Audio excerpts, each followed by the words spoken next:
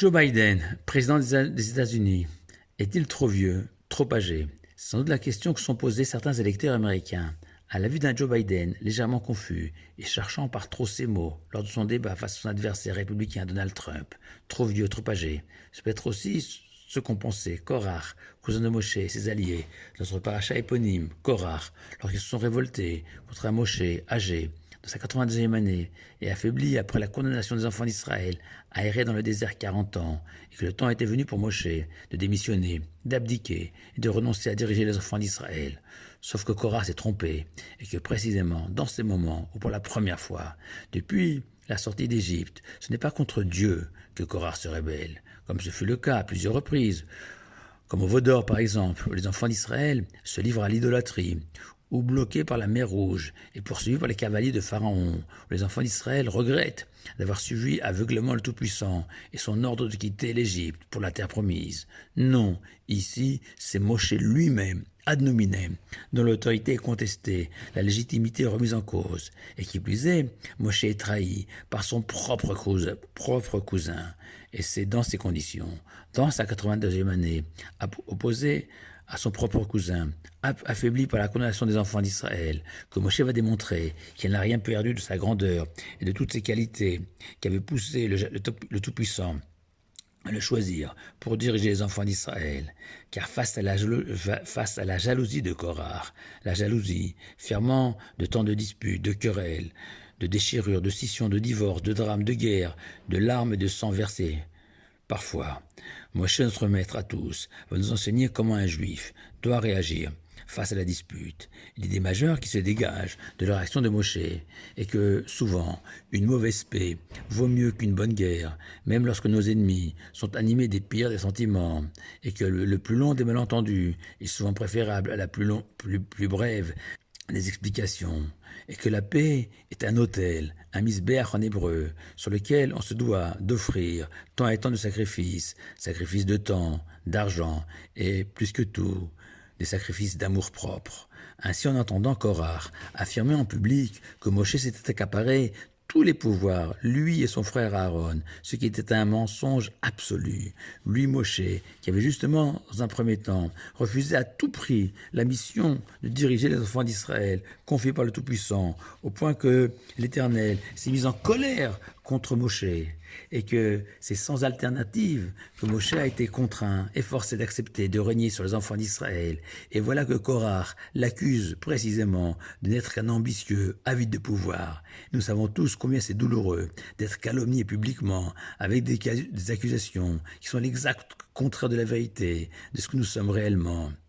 Lui, Moshe, le plus humble des hommes sur terre. Et malgré tout, la réaction de Moshe face aux paroles vénéneuses de Korah va être de tomber face à terre pour prier l'Éternel selon le Rashbam, de lui proposer une solution pour rétablir la paix, ou bien Moshe est tombé face à terre en signe d'humilité selon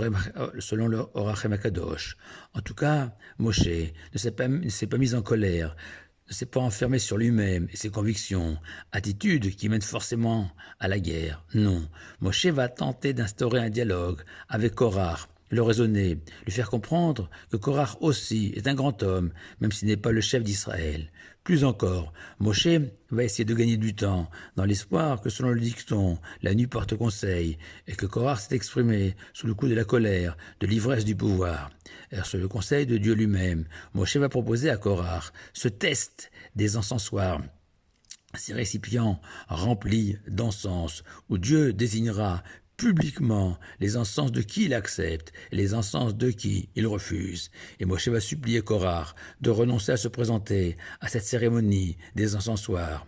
En vain. Mieux encore, voyant que Korah est sourd à ses suppliques, Moshe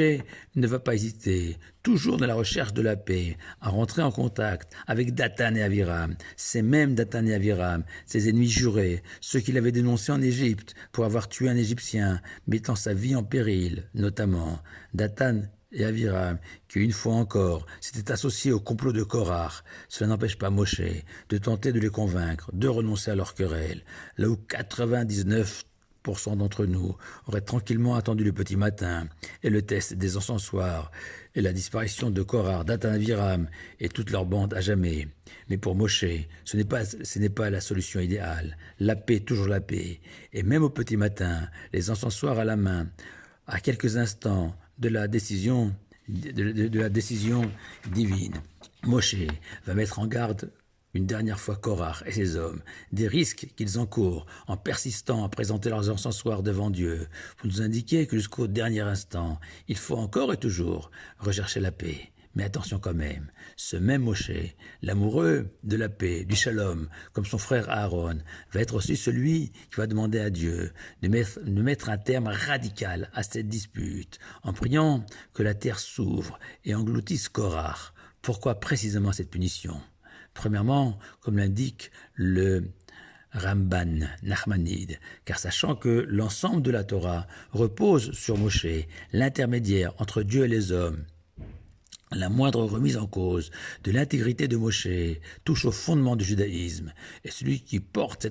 cette contestation se doit de disparaître à jamais, sans laisser la moindre trace. Mais les kabbalistes rajoutent que c'est aussi pour permettre à Korah, en tombant directement au fond des abîmes de l'enfer, d'esquisser